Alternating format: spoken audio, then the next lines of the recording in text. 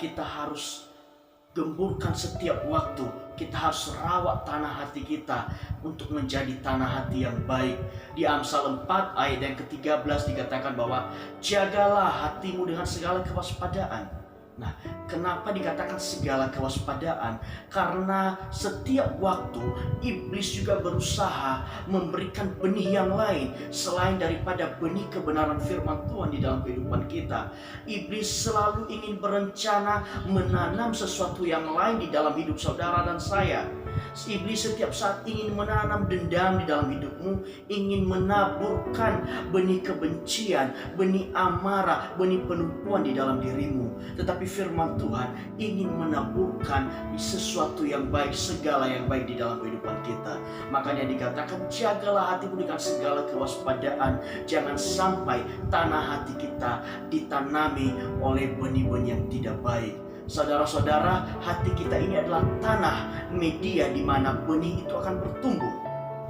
Pilihannya sekarang adalah apakah kita membiarkan benih yang lain, benih daripada si iblis masuk ke dalam hati kita, ataukah kita membiarkan benih firman Tuhan yang mengisi kehidupan kita setiap waktu. Satu hal yang pasti, setiap yang kita terima, kemudian kita siram, kemudian kita lakukan secara terus-menerus, pasti akan menghasilkan buah. Dan saya percaya ketika kita menerima benih firman Tuhan dalam kehidupan kita, maka saya percaya benih firman itu akan bertumbuh ketika kita menjadi tanah hati yang baik. Nah, saudara-saudara, dunia menawarkan banyak benih. Iblis punya banyak segala benih kejahatan, benih keburukan yang ingin ditaruh di dalam diri kita. Untuk itu setiap waktu kita harus menjaga hati kita. Sebagai contoh saudara-saudara, setiap waktu banyak peluang untuk hati kita akan ditanami oleh kebencian. Contohnya mungkin ada yang berbicara tidak baik tentang kita, ada yang menggosipkan kita. Ini adalah contoh-contoh benih yang mencoba masuk dan mempengaruhi kehidupan kita. Sekarang pilihannya apakah kita mau menerima benih itu, atau sebaliknya kita tolak benih itu dan tidak kita terima.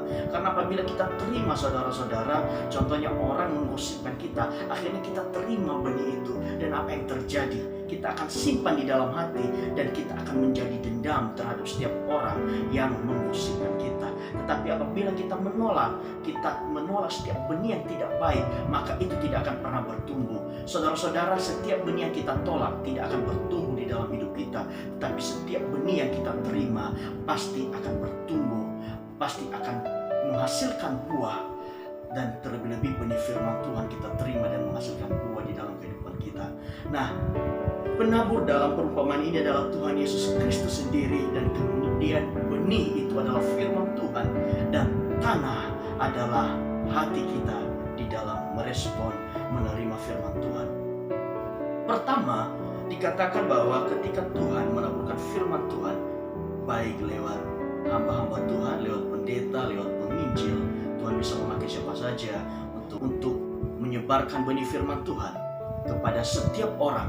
Pertama adalah orang dengan tanah hati pinggir jalan. Saudara-saudara, kita tahu kalau di pinggir jalan itu tanahnya sangat keras sekali, berdebu. Itu akan sangat susah untuk sesuatu boleh bertumbuh di situ ketika tidak dirawat dengan baik.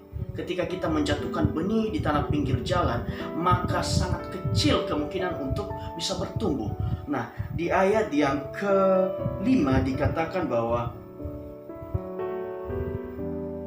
adalah seorang penabur keluar untuk menaburkan benihnya. Pada waktu yang menabur, sebagian benih itu jatuh di pinggir jalan, lalu diinjak orang dan burung-burung di udara memakannya sampai habis.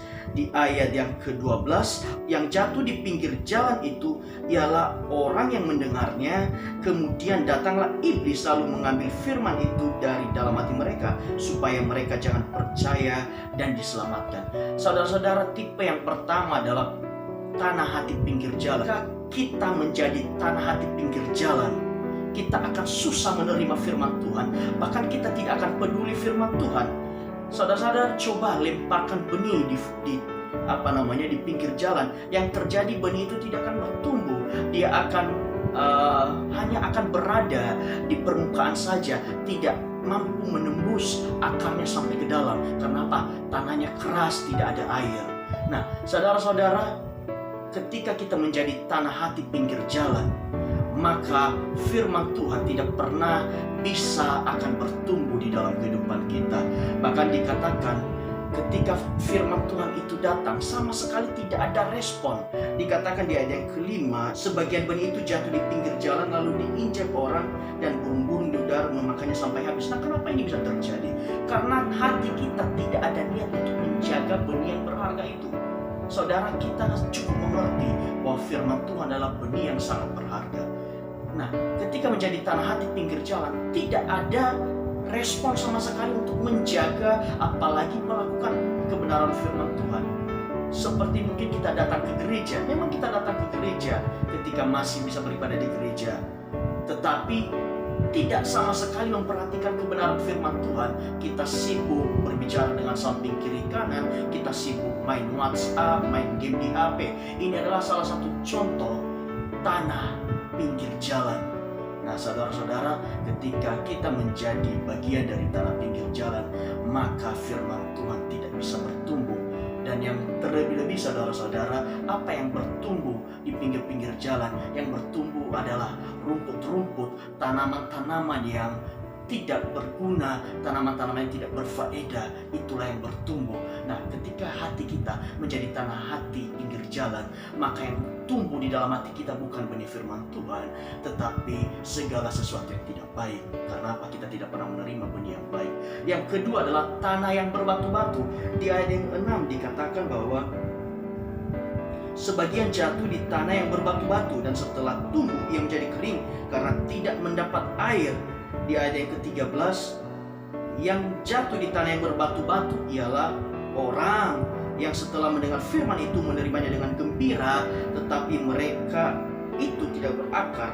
Mereka percaya sebentar saja dan dalam masa pencobaan mereka murtad. Nah, tanah hati yang berbatu-batu, saudara-saudara, ketika tanah banyak batunya, tentu benih itu dia akan susah bertumbuh karena akarnya tidak mampu menembus batu, saudara-saudara. Nah, ini adalah keadaan hidup kita apabila hidup kita masih menyimpan kepahitan, menyimpan kerasnya hati untuk menolak firman Tuhan. Saya ada beberapa menjumpai orang seperti ini.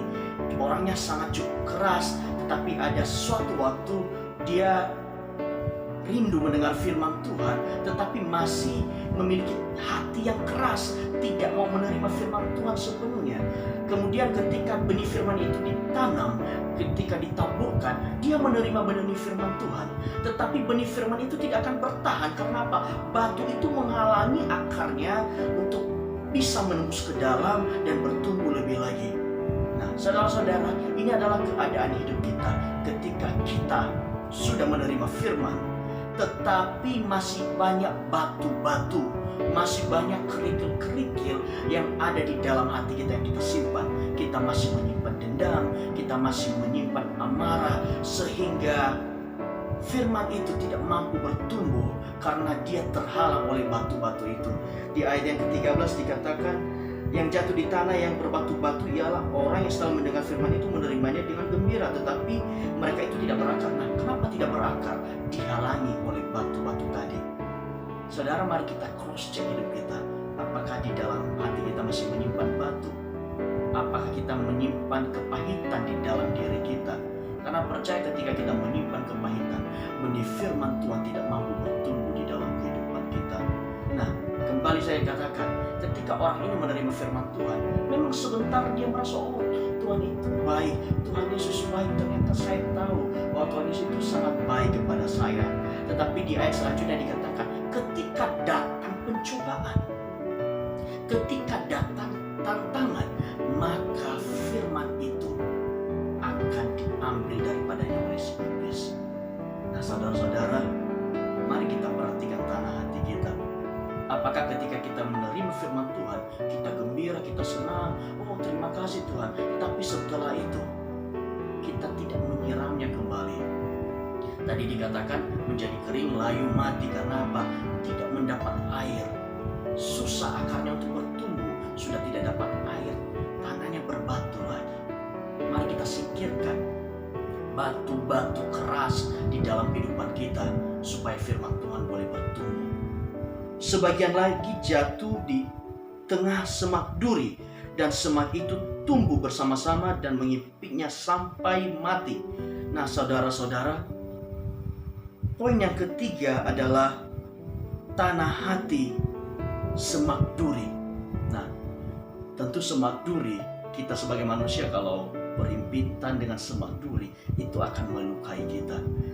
Memang di sini tersedia air, tidak ada batu sama sekali, sudah siap sebenarnya untuk benih firman Tuhan itu boleh bertumbuh. Tetapi satu masalahnya adalah semak duri. Kalau kita baca lebih lanjut di ayat yang ke-14, dikatakan firman Tuhan yang jatuh dalam semak duri adalah orang yang telah mendengar firman Tuhan, dan dalam pertumbuhan selanjutnya mereka terhimpit oleh kekhawatiran dan kekayaan dan kenikmatan hidup sehingga mereka tidak menghasilkan buah yang matang. Nah, dalam tahap yang ketiga ini sebenarnya sudah cukup bagus, sudah terjadi pertumbuhan. Benih firman Tuhan mulai bertumbuh, benih itu berakar. Tetapi ketika sedang bertumbuh, ternyata semak duri ini yang tadi juga ikut bertumbuh, sehingga apa yang terjadi? Semak duri menghimpit benih firman Tuhan sehingga tidak menghasilkan buah yang matang. Nah, contohnya saudara, ketika kita menerima firman Tuhan, kita mulai melakukan, kita mulai tekun melakukan firman Tuhan, kita sungguh-sungguh melakukan firman Tuhan. Kemudian setelah kita melakukan firman Tuhan, ternyata saudara-saudara kita, teman-teman kita yang dulu yang sama seperti kita berkata kepada kita, wah kamu sekarang sok alim, kamu sekarang tidak mau bergaul dengan kita, wah sekarang kamu sok alim, tidak mau merokok lagi, tidak mau mabuk-mabukan lagi. Sehingga apa yang terjadi? Waduh, kalau saya terus-terusan melakukan kebenaran firman Tuhan, maka yang terjadi saya akan ditinggalkan oleh teman-teman saya akan dijauhi. Kemudian apa lagi? Waduh, kalau saya tetap melakukan kebenaran firman Tuhan, maka saya bisa jatuh miskin karena saya tidak bisa berbisnis lagi dengan cara yang kotor. Otomatis ketika sudah melakukan firman Tuhan, bagi yang berbisnis melakukan bisnis sesuai kebenaran firman Tuhan, bagi yang bekerja melakukan sesuai kebenaran firman Tuhan. Nah, dikatakan terhimpit oleh kekhawatiran. Firman sudah bertumbuh, tetapi di dalam perjalanannya dihimpit oleh semak duri ini tadi. Semak duri itu apa? Itu adalah masalah-masalah yang datang ke dalam kehidupan kita, kekhawatiran-kekhawatiran yang datang dalam kehidupan kita. Kita udah mulai melakukan firman Tuhan, tetapi kemudian kita berpikir lagi, apakah benar dengan melakukan firman Tuhan hidup saya akan diberkati? Apakah benar dengan melakukan firman Tuhan hidup saya akan lebih baik lagi? Apakah dengan melakukan firman Tuhan, apakah usaha saya bisa berkembang? Ketika kekhawatiran ini mulai datang, dia akan menghimpit kebenaran firman Tuhan. Maka apa yang terjadi? Firman Tuhan tidak akan berbuah, sekalipun itu sudah bertumbuh. Saudara-saudara, mari kita cross check hati kita pada saat ini. Apakah saya termasuk orang dengan tanah hati yang berduri? Ketika firman Tuhan datang, saya terima kemudian bertumbuh. Tetapi di tengah jalan, firman itu gugur. Karena apa? Saya mulai khawatir, jangan-jangan hidup saya begini-begini, nanti saya ditinggalkan, nanti saya makan apa. Banyak hal lagi yang menjadi kekhawatiran. Saudara-saudara, firman Tuhan berkata, jangan khawatir tentang apapun juga, tetapi nyatakan kekhawatiranmu kepada Tuhan lewat doa dan mengucapkan syukur. Nah, tanah hati dengan semak duri, walaupun sudah bertumbuh, tidak akan menghasilkan buah yang matang, karena semak duri itu akan menghimpit dan membunuh benih firman Tuhan yang sudah bertumbuh. Dan sebagian jatuh ke tanah yang baik, dan setelah tumbuh berbuah 100 kali lipat. Setelah berkata demikian, Yesus berseru, siapa mempunyai telinga untuk mendengar, hendaklah ia mendengar. Ayat yang ke-15, yang jatuh di tanah yang baik itu ialah orang yang setelah mendengar firman itu menyimpan dalam hati yang baik dan mengeluarkan buah di dalam ketekunan. Tanah hati yang keempat adalah tanah hati yang baik. Kalau saya ibaratkan saudara, tanah hati itu adalah tanah hati yang gembur, yang selalu disirami dengan air, yang selalu digemburkan, dicampur, dibersihkan rumputnya, dibuang rumput-rumputnya, dibuang batu-batunya. Saudara-saudara, ini adalah tanah hati yang baik. tanah hati kita akan menjadi baik ketika setiap saat, setiap waktu kita buang apabila ada batunya, kita tebas, kita bersihkan apabila ada semak durinya. Tanah hati yang baik adalah ketika kita akan merasa sakit hati, kita tolak dalam nama Yesus. Ketika ada orang yang membicarakan kita yang tidak, kita tidak ambil hati, kita tolak setiap benih yang tidak berasal daripada Tuhan. Itu adalah tanah hati yang baik, dan dikatakan menghasilkan buah sampai 100 kali lipat, saudara-saudara. Nah, bagaimana proses tanah hati yang baik ini bisa bertumbuh sampai menghasilkan buah? Dikatakan di ayat yang ke-15 itu, orang yang telah mendengar firman itu, pertama, poin paling penting, menyimpan di dalam hati. Tadi di poin yang pertama, tidak disimpan dengan baik sehingga orang-orang injak begitu saja. Kemudian apa lagi? Burung datang diambil begitu saja. Karena apa? Tidak disimpan. Tetapi tanah hati yang baik, ketika menerima benih yang baik, dia akan simpan. Ketika kita menerima benih firman Tuhan, sekalipun itu mungkin bertentangan dengan apa yang kita mau, tetapi kita simpan di dalam hati kita. Ketika kita mendengarkan firman Tuhan, di mana saja, di gereja, live streaming, di TV, kita baca di Facebook, segala macam. Ketika kita baca firman Tuhan, kita terima, kita simpan di dalam hati. Kemudian setelah kita simpan di dalam hati, kemudian yang kita lakukan selanjutnya adalah mengeluarkan buah di dalam ketekunan. Nah, setelah kita menyimpan benih firman Tuhan, ketika firman Tuhan itu sudah masuk di dalam hati kita, maka kita menjadi pelaku firman Tuhan.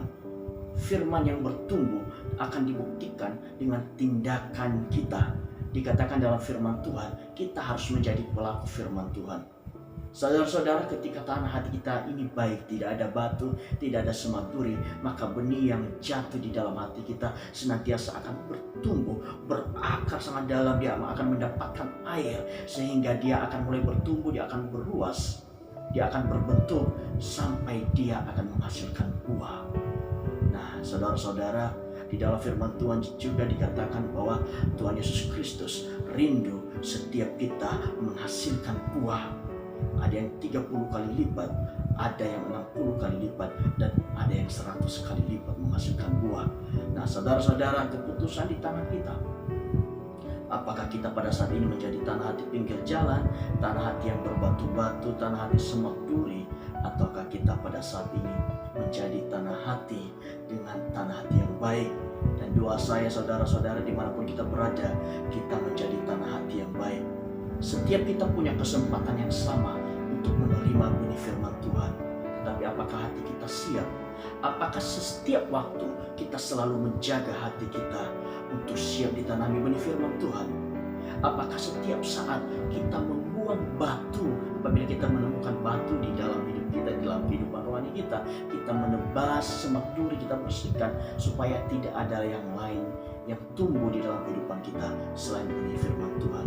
Saudara-saudara, jadilah tanah hati yang baik yang selalu memperhatikan hati kita dengan segala kewaspadaan. Tuhan Yesus memberkati.